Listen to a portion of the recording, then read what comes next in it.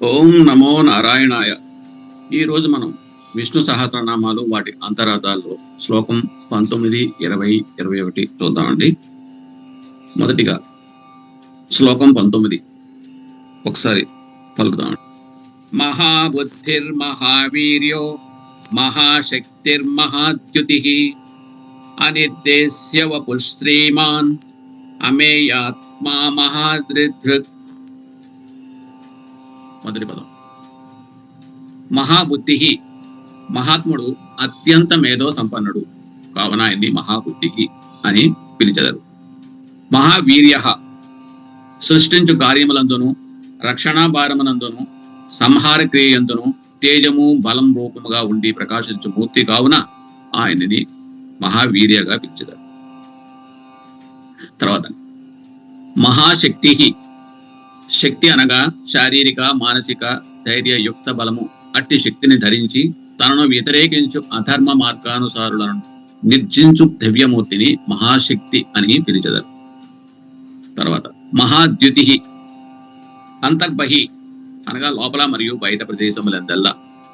చర్మనేత్రములు అంటే కళ్ళు చూడరాని అనగా చూడలేని దివ్య కాంతులు ప్రసరింపచేయుచున్న జ్యోతిస్వరూపుని మహాద్యుతి అందు. తర్వాత పదం అనిర్దేశ్యవపు అనగా అటువంటిది ఇటువంటిది అని నిర్ణయించలేని దివ్య రూపంతో వెలుగొందుచు ఎవరిట్లు కోరిన ఆయా రూపములతో దర్శనమిచ్చుచు తనను ఆశ్రయించిన వారిని రక్షించు సామర్థ్యంతో ప్రకాశించు జగద్రుతిని అనిర్దేశ్యవపు అని అందు. శ్రీమాన్. ఆయన దివ్య సౌందర్యమూర్తి కావున శ్రీమాన్ గా పిలిచెదరు. తర్వాత అమేయాత్మ. ఇక ఆయన ఉదార స్వభావం ఏ జీవి వల్లను లేదా ఏ దేవత వల్లను గణింపశక్యం కానిది కావున అమేయాత్మగా కొలిచెదరు. మహాద్రిదృత్. కూర్మ భగవానుగా అవతరించి మందర పర్వతాన్ని తనపై భరించాడు కావున మహాద్రిదృత్. ఇక్కడితోటి ఈ శ్లోకం పూర్తయిందండి. తర్వాత శ్లోకం 20.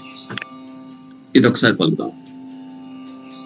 మహేశ్వాసో మహీభర్త శ్రీనివాస సతాం గతి అనిరుద్ధ సురానందో గోవిందో గోవిదాం పతి.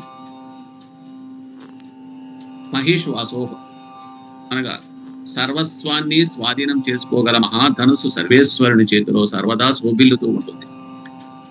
ప్రణవాకారంలో రమ్యంగా నవ్యంగా ఉండే ఈ ధనుర్బలంతోనే మహీతలాన్ని పోషిస్తాడు కాన ఆ దేవత సార్వభౌమ్యుని మహేశ్వాసో అందు. తర్వాత మహీభర్త. ఆనాడు హిరణ్యాక్షుడు భూదేవిని చాప చుట్టుకుని పోవు సమయమున శ్వేత వరాహమూర్తి ఆమెను విడిపించి భరించిన మూర్తి ఒకటి చేత ఆ శ్రీహరిని మహీభర్త అని కొనియాడెదరు. శ్రీనివాస. సమస్త ఐశ్వర్యములు కలిగి శోధించు అదృష్ట దేవత అయిన మహాలక్ష్మిని తన వక్షస్థలమున నివాసముగా నిచ్చి నిరంతరము ఐశ్వర్య శోభతో ప్రకాశించు గోవిందుని శ్రీనివాస అని పొగిడెదరు. సత్తాం గతి.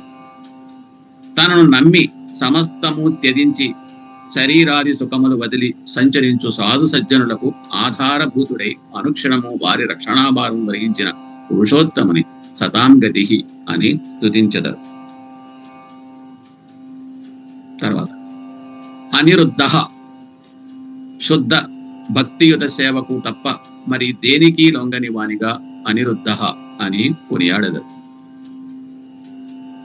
సురానంద. రాక్షసులచే నానాబాధలు పడుతూ ఉన్న భక్తులను దేవతలను శరణ్యము లేని సమయమందు వారలను రక్షింప రాక్షస సంహారము గావించి పట్టరాని సంతోషమిచ్చిన ప్రభువును సురానంద అని గొప్పగా గానం చేతు.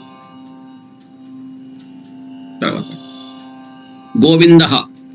గోవులకు అనగా తన చిటికెన వేలితో గోవర్ధనగిరిని ఎత్తి కోకల వాసుల చేపాటు గోవులను, అలాగే నేలకు అనగా భూదేవి దుర్మార్గుల చేతిలో పడి పాతాళానికి రాక్షసులు కొనిపోయిన భూదేవిని తిరిగి పొందిన ఆ విధంగా రక్షించి పరమానందాన్నిచ్చిన మహాపుణ్యాత్ముని గోవింద అని కొలుతు.